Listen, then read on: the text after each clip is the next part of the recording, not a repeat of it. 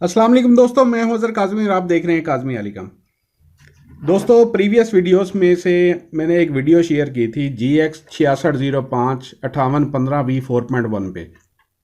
इसमें इशू ये है कि अगर इसकी ओरिजिनल फ्लैश आईसी को चेंज कर दिया जाए, ये उतार दी जाए और इसकी जगह दूसरी लगा दी जाए, तो फिर आप जब इसका ओरिजिनल सॉफ्टवेयर इसमें करते हैं तो इसमें वीडियो का इशू आता है।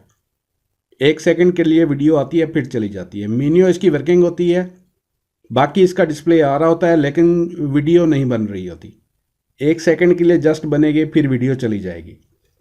तो इसका प्रीवियसली तो सोल्यूशन यही था कि इसमें कोई और जी एक्स एक्स वाला हम सॉफ्टवेयर चढ़ा देते थे, लेकिन उससे बोर्ड तो आपका वर्किंग हो जाता था, रिसीवर आपका बच जाता था, लेकिन ये फ्रंट पैनल उस पर काम नहीं करता था और उसमें रिमोट भी चेंज हो जाता था।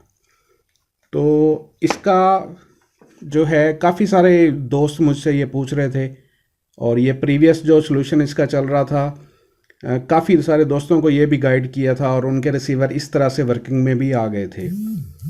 इसमें जो ओरिजिनल फ्लैश आईसी लगी होती है वो आपको स्क्रीन पे दिखाता हूँ। माइक्रोनिक्स की 25L3236F लगी होती है, और जिसको इल्म नहीं है उसने अगर एक दफ़ा वो आईसी उतार दी और उसकी जगह कोई दूसरी लगा दी तो फिर उससे वो मसला हल नहीं होता था।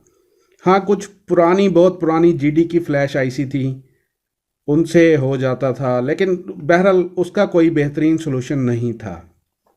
तो मेरे ख्याल में 2-3 दिन पहले भी इंडिया से एक दोस्त ने कमेंट किया हुआ था, उनका भी यही प्रॉब्लम था। व्हाट्सएप पे रब्ता किया था उन्होंने। तो इसकी सलूशन तो यही है, या इसकी ओरिजिनल फ्लैश आईसी लगा दें, उसी में सॉफ्टवेयर करें, या फिर अब जो इसका सलूशन है वो ये है कि इसमें हेलो बॉक्स का सॉफ्टवेयर कर दें, जो कि सेम चिपसेट में GX6605S में अवेलेबल है। तो उससे ये वाला मसला हल हो जाता है। इस वक्त जो मैंने इस पर फ्लैश आईसी लगाई हुई है, वो भी, ये भी रिसीवर इसी केस में मेरे पास आया था और फिर इस पर मैं एक्सपेरिमेंट करता रहता था। इस पर कोई अजीब सी फ्लैश आईसी लगी हुई है, बहरहाल माइक्रोनिक्स की 25L3236F वाली आईसी इस पर नहीं लगी हुई। ये मैं आपको दिखाता हूँ। इसके इसी में मैंने सॉफ्टवेयर किया है, जिससे ये वाला प्रॉब्लम जो है वो रिजॉल्व हो गया। यहाँ से शायद आपको सही नज़र ना आए, मैं आपको बता देता हूँ कौन सी आईसी लगी हुई है इसके ऊपर। इस वक्त जो इस पे आप विन बाउंड लगा दें, कोई इशू नहीं है। इस वक्त इस पे FN25F32 आईसी लगी हुई है, कोई पता नहीं है किस कंपनी की है। बहरहाल हमने इसका जो सलूशन है वो निकाल दिया है। जिस जिस दोस्त के पास ये इशू आ रहा था, या प्रीवियसली जो दोस्त फ्रंट विदाउट फ्रंट पैनल जो है रिमोट चेंज करके चला रहे थे, वो सारे जो है ये सॉफ्टवेयर कर लें और इससे आपका मसला हल हो जाएगा। बोर्ड आपने देख लिया है, वही है GX6605-5815V 4.1। सिर्फ इसी बोर्ड का इशू था जो ये वीडियो छोड़ जाता था। इसके अलावा भी एक था, शायद प्रोटोकॉल वाला था। बहरहाल वो, उसमें ज़्यादा इशू नहीं था, ज़्यादा इशू इस बोर्ड में था। इसको मैं ऑन करके आपको दिखा देता हूँ। ये जो हेलो बॉक्स का सॉफ्टवेयर इसमें डाला है, इसमें आपको 1 साल का सर्वर भी मिल जाता है, फ्री में चल रहा है फ़िलहाल। तो उसमें आपको बहुत सारी एयरटेल मिल जाता है, SD95 मिल जाता है, और भी काफ़ी हैं। इसमें और भी काफ़ी सारे फीचर्स हैं, वो भी मैं आपको टेलीविज़न पे चेक करवा देता हूँ। जी दोस्तों, इसको मैंने कनेक्ट किया है और आप स्क्रीन पे देखें।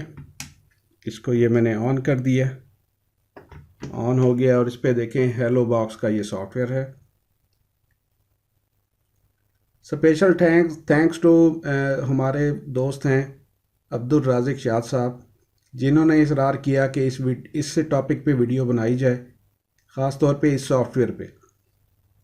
और ये सॉफ्टवेयर आप विन बाउंड की चिप में भी कर सकते हैं। और मज़े की बात यह है कि इसमें आपका जो ओरिजिनल रिमोट है वो वर्क करेगा।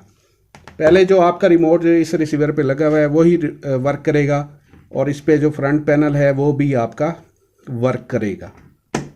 बाकी इसकी फ़ीचर्स मैं आपको दिखा देता हूँ।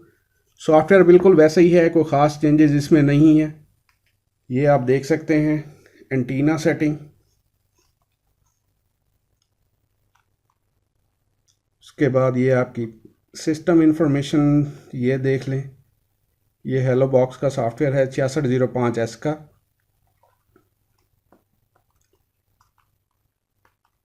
आपने बहरहाल बोर्ड को प्रेफर करना है, आपने ये नहीं देखना सिस्टम इंफॉर्मेशन में क्या आ रहा है, क्योंकि जो इसका ओरिजिनल वेरिएंट था उसमें कुछ और आ रहा होता था 2.00 इस तरह का। तो इसमें आपको काफ़ी सारी चीज़ें मिल जाती हैं, जिसमें आपको यूट्यूब भी मिल जाती है और इसके अलावा आपको यूट्यूब की ऑप्शन है, यूट्यूब भी इसमें अच्छा चल रहा है। और इसमें आपको IPTV की, एक्सट्रीम IPTV की भी ऑप्शन मिल जाती है और इसके अलावा इसमें DLNA फीचर भी है और DVB फाइंडर ऐप भी इसमें अवेलेबल है। ये DVB फाइंडर यहाँ पे आपको मिल जाती है, इसके ज़रिए आप डिश सेटिंग भी कर सकते हैं। काफ़ी अच्छा सॉफ्टवेयर है और इसमें जो सर्वर चल रहा है ये देखें यहाँ पे, ये SCAM प्लस सर्वर इसमें है, जिसकी मुद्दत 1 साल की है, यानी 29/1/2022 तक का सर्वर है। लेकिन आई डोंट नो कि कब तक चलेगा। फ़िलहाल ये वर्किंग है और काफ़ी स्मूथ परफॉर्मेंस है इसकी, कोई फ्रीजिंग वगैरह इसमें नहीं आ रही। इसके चैनल्स आपको प्ले करके दिखा देता हूँ। इसकी डंप फाइल जो है वो मैंने वेबसाइट पे डाल दी है, वो बिल्कुल China receiver flash dump files में आपको बिल्कुल एंड में मिल जाएगी। उसके साथ मैंने लिख भी दिया है कि वीडियो का सलूशन इसमें अवेलेबल है। इसमें चैनल्स बिल्कुल ओके चल रहे हैं, किसी किस्म का कोई इशू नहीं है। ये देख सकते हैं आप, बिल्कुल पहले 1 सेकंड चैनल चलता था, उसके बाद बंद हो जाता था, लेकिन अब जो है चैनल बिल्कुल परफॉर्मेंस इसकी बिल्कुल परफेक्ट चल रही है। ये बिल्कुल चैनल सही वर्क कर रहे हैं, किसी किस्म का कोई इशू इसमें इस वक्त नहीं है।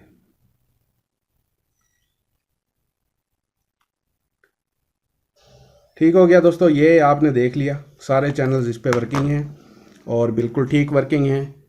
ये हमारा रिसीवर वर्किंग है और ये वाला सॉल्यूशन जो हमारा काफ़ी अरसे से पेंडिंग था, वो इस रिसीवर से हमारा मामला जो है वो हल हो चुका है। ये थी। अच्छा, इसमें एक और चीज़ है, इसमें आपने ये चीज़ नहीं देखनी होती इसमें, क्योंकि काफ़ी सारे सॉलिड में भी ये बोर्ड लग के आया है, इंडिया में भी काफ़ी डिफरेंट ब्रांड्स नेम से ये होगा, पाकिस्तान में भी ये डिफरेंट ब्रांड नेम से था। तो बहरहाल आपने ये बोर्ड देखना है कि बोर्ड हमारा ये सेम है, ये वाला वर्जन, तो उसमें आप ये चढ़ा सकते हैं। इसके अलावा बाकी जो GX वाले बोर्ड्स हैं उनमें उनके सॉफ्टवेयर भी अलग से आए हुए हैं, वो आप गूगल सर्च करके आप करना चाहें तो USB के ज़रिए भी कर सकते हैं। ये मैंने डंप फाइल दिया है, ये आप प्रोग्रामर के ज़रिए ही करेंगे। ये थी दोस्तों आज की वीडियो, उम्मीद करता हूँ आपके नॉलेज में काफ़ी इजाफा हुआ होगा। नेक्स्ट वीडियो तक के लिए अल्लाह हाफिज़।